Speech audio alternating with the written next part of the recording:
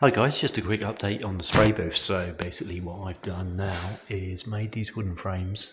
I don't know if you can see that. Gone around all of the lights, including the ones on the wall over there. And then what's going on there is these ones on the back wall. It's another frame. If you can see that, it's got a rebate in there ready for the glass. So that is basically going to mount on there like that. So that will be removable with a seal, rubber seal, which is basically going to go all the way around the edge here. So that will be sealed against there, stopping the ingress of vapours. And exactly the same on the frames going on the main lights as well. You can see the rebate in the back there for the glass. So just quickly, they're still wet actually, so I've just primed those all up. So I'll give those a couple of coats of top coat, and then put the glass into those, and put the seal around, and then screw them all up. And then we're just about there. Our filters, so all the frames are made as you saw in the previous video for the filters. So I can there's the filters in there, so I can screw the filters on as well.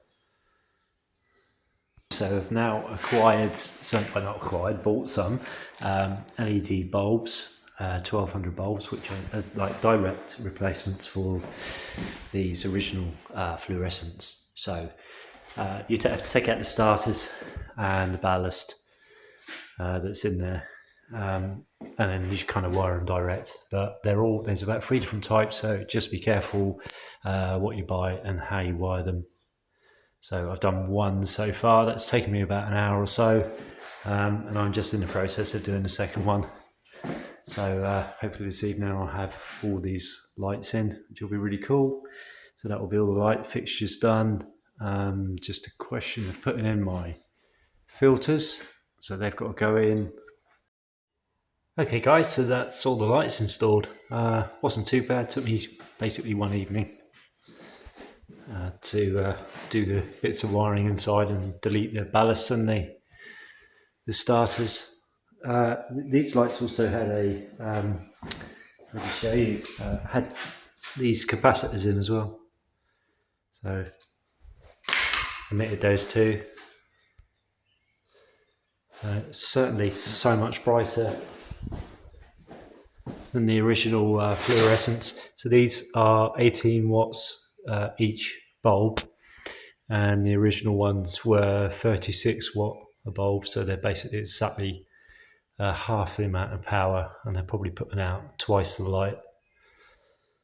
So yeah, really cool. It's going to be so much easier than here now, trying to work on the cars and getting better finishes, just having all that extra light.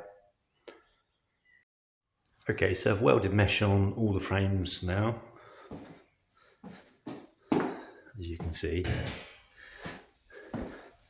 So I just put a tack on there on each one of those where it meets up to the frame. So that's just basically concrete reinforcing mesh. It's a really light stuff, 4mm I think it is. I've put one inlet filter up already. So that's the inlet filter, which is a different medium to the exhaust filter. So the inlets are far more expensive, and I think they're a lot finer to stop any dust coming into the actual booth than the exhaust one. And they're actually, you touch it and it feels sticky. So I think the idea of that is to really, really, really small pieces, almost microscopic pieces of dust, as they come through that medium, they get stuck on that last layer. So what I've actually done is I've laid one of those out onto my frame, and then on the back side of that I've actually put a layer of exhaust filter as well, hoping that will give the inlet filters a lot more life. So the exhaust filter will actually pick up most of the heavy debris, which will is quite cheap to replace, and the inlet filter will just give it a better, longer life. That's the plan anyway. Whether that actually works, we'll find out in time. Yeah, so I'll carry on putting the rest of these filters in. I'm going to use just ordinary exhaust filter for this one in here for the mixing room and cleaning the gun room, and the same with that little one there as well. So I just use some exhaust filter for that, just to stop most of the dust coming into this area. Hopefully that will suffice. Otherwise, if I find there's too much dust coming through those areas, then I'll have to get some more of this sticky white inlet filter medium and put some of that in there. Okay, so that's all the filters in now with all the frames screwed into position.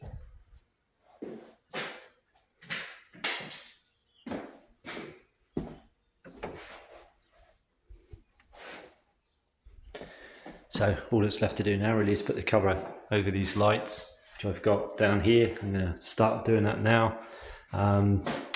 I still have to connect the compressor to this blue airline. So I've routed that all the way round to the compressor outside. So I'm going to put like a short whip between the compressor and the Maxxair blue pipe. So that takes away any of the idea is, I suppose, to take away all the vibrations coming from the compressor into the airline. So I was going to connect it with some, I had some copper tube and some sort of plumbing fittings and connect it that way. But I kind of thought about it afterwards. I thought if there's any sort of vibration, it will probably eventually, those joints will probably fail. So I'm just going to buy a small whip and just attach it that way. And that way, if I want to disconnect it or whatever quickly, I can just literally just pull it. Okay, so I've now fixed all the glass screens over the lights. I put 8 stainless steel screws in each cover.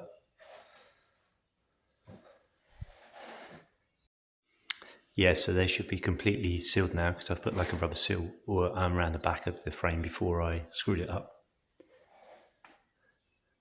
So that's about as far as I can go with the spray booth at this stage.